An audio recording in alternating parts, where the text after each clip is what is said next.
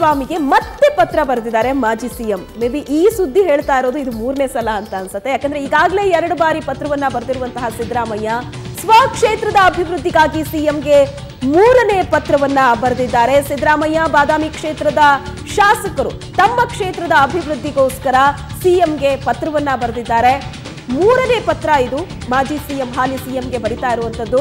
ಗೊಳೆದಗುಡ್ಡ ಹೋಬಳಿ ಅಭಿವೃದ್ಧಿಗಾಗಿ ಪತ್ರವನ್ನ ಬರೆದಿದ್ದಾರೆ ಸಿದ್ದರಾಮಯ್ಯ. ಕೆರೆಗೆ ನೀರು ತುಂಬಿಸುವ ಮತ್ತು ಜವಳಿ ಪಾರ್ಕ್ ಸ್ಥಾಪನೆ ಕುರಿತಂತೆ ಪತ್ರವನ್ನ ಬರೆದಿದ್ದಾರೆ. ಈ ಹಿಂದೆ ಕೂಡ ಕ್ಷೇತ್ರದ ಅಭಿವೃದ್ಧಿಗಾಗಿ ಪತ್ರವನ್ನ ಬರೆದಿದ್ರು. ಅದಕ್ಕೆ ತಗಲುವಂತಹ ಅಂದಾಜು ವೆಚ್ಚದ ಪ್ರತಿಯನ್ನ ಕೂಡ ಪತ್ರದ ಜೊತೆ ಲಗತ್ತಿಸಿದ್ರು. ಈಗ ಮತ್ತೆ 3ನೇ ಪತ್ರವನ್ನ ಬರೆದಿದ್ದಾರೆ.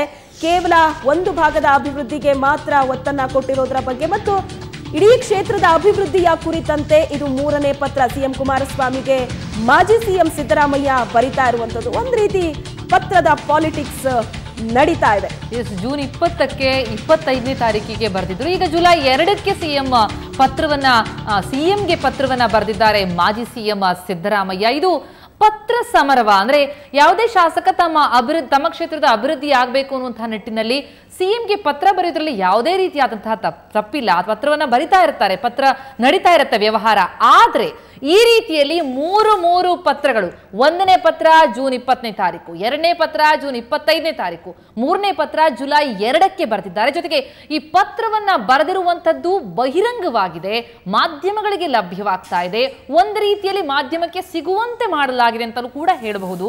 ಹಾಗಾಗಿ ಸ್ವಕ್ಷೇತ್ರದ ಅಭಿವೃದ್ಧಿಗಾಗಿ ಮೂರು ಪತ್ರಗಳನ್ನ ಮಾಜಿ ಸಿಎಂ ಹಾಲಿ ಸಿಎಂಗೆ ಬರೆದಿರುವಂತಹ ಈ ನಡೆ ಏನಿದೆ ಇದು ಕೇವಲ ಒಂದು ಪತ್ರವಾಗಿ ನೋಡೋದಕ್ಕೆ ಖಂಡಿತವಾಗ್ಲೂ ಸಾಧ್ಯವಾಗೋದಿಲ್ಲ. ಇದು ಪತ್ರ ಸಮರವ ಅನ್ನುವಂತಹ ಒಂದು ಅನುಮಾನ ಕಾಡುತ್ತೆ.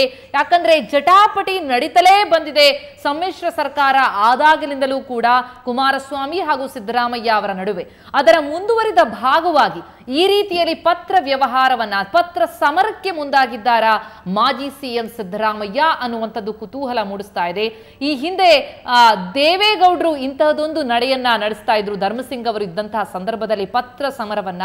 ಹಾಗಾಗಿ ಈಗ ಸಿದ್ದರಾಮಯ್ಯ ಅವರು ಹಿಂದಿನ ಗುರುವಿನ ನಡೆಯಲ್ಲಿ ಶಿಷ್ಯ ಈಗ ನಡೀತಾ ಇದ್ದಾರಾ ಅನ್ನುವಂಥದ್ದು ಕುತೂಹಲ ಮೂಡಿಸ್ತಾ ಇದೆ.